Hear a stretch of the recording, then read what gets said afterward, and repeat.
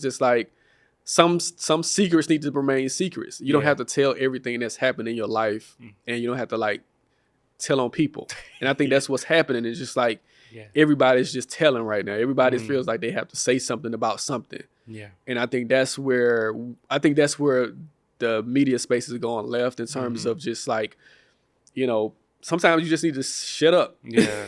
Like everything doesn't need to be presented and on a platform. Yeah. Like some things you could just keep to yourself. And I think that's where this new age of media is kind of like going off the rails, because it's just like people are just telling on themselves. Yeah. And it's just weird. I don't understand, like, why would you put yourself in that predicament? And then me being a journalist, I understand it. Like, I know that, you know, you can say some things that can indict you. Yeah. So it's weird to see how this thing is pretty much unfolded. Adam22, right? He just made a post last night saying, hey, no jumper guys, we're going broke. He made a whole video about it. He was saying that views is going down. He was saying engagement is not the same. The brand is not the same either. Seeing that, I was taken aback from it, because for so many years, people used to always criticize them, and the Vlads, of course. Do you see a shift happening from consumers of content saying we aren't even interested in crazy content about crime stories or about just clout chasing stuff? Do you see a shift that's possibly occurring during this time? I mean, it's possible. I mean, you got to understand this. I think we're at a time now where it's so much content. We've never had this much content in the history of the world, right? Wow. Yeah. Like this, like everybody is a content creator in some form or fashion. Yeah. Where, you know, when I was in journalism school, it was basically like, when I was coming up, it was basically we had like social media was just starting, like Instagram and Twitter stuff was just starting, Facebook was just starting, the blog era. Because that's like kind of when I was in school, was when the blog era was like coming up. And so mainstream media was still the goal. Yeah. Like you had some independent media, a lot of independent media companies, but the average person wasn't particularly doing media unless they actually studied media, unless they actually went through the rigors of understanding what media is. Yeah.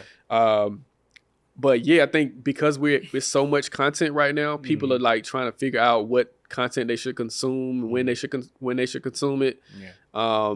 And so I just think we're almost oversaturated with a lot of content. And then the content that No Jumper does is very exploitive. Yeah. In a lot of ways. What he's doing is exploiting a lot of these artists that come on, that have these backgrounds. They come on there, they snitch on themselves, and then the producers or whatever aren't really held accountable. Right. And it's different from like if you're, let's say Barbara Walters is interviewing a criminal or something. Barbara Walters isn't trying to be this criminal's friend, right? Yeah. The way No Jumper is presented is like, oh, I'm your friend and this is cool. You can sit down and talk to me. But then it's like you're almost interrogating this person. And it's just like, I don't understand why people send across for them and divulging so much information. Mm-hmm. But I think that has a lot to do with it too. It's just like, do people really want to? Because at the same, you're exploiting Black people and you're exploiting negative aspects of what Black people live on a day-to-day basis. Yeah. You know, and he's been called out on that multiple times about what is he actually contributing to, you know what I'm saying, in this space. Yeah. Because without those interesting stories of gang members and things of that nature, what does he really have? Nobody wants to just sit there and listen to him talk. Wow. like what does he have interesting to say about anything? It's the culture of Black people that makes his platform interesting. Wow. So when you take that away, what do you really have? Wow. Hey, come on, AR. In Texas, great city of Dallas, it seems like it's always something going crazy in Dallas. Yella Beezy, a talented artist, tied up right now. Mo3, he passed a few years back. Unfortunately, Yella Beezy is tied to that murder. They were once close friends, right? What were your initial thoughts on hearing about Yella Beezy now being tied up in a murder case? Man, I was shocked because it was just like, I mean, I knew there was some type of disagreement between them two, but I didn't think it was that deep in terms of, and then I saw the footage of Mo being gunned down. It was really sad, man, just to kind of for them to put that out there. I don't, you know, I think people need to really be cautious when they put things like that because they have family members that have to watch it, and then people are sharing it on social media. I think people really need to be cautious about how they put out content like that.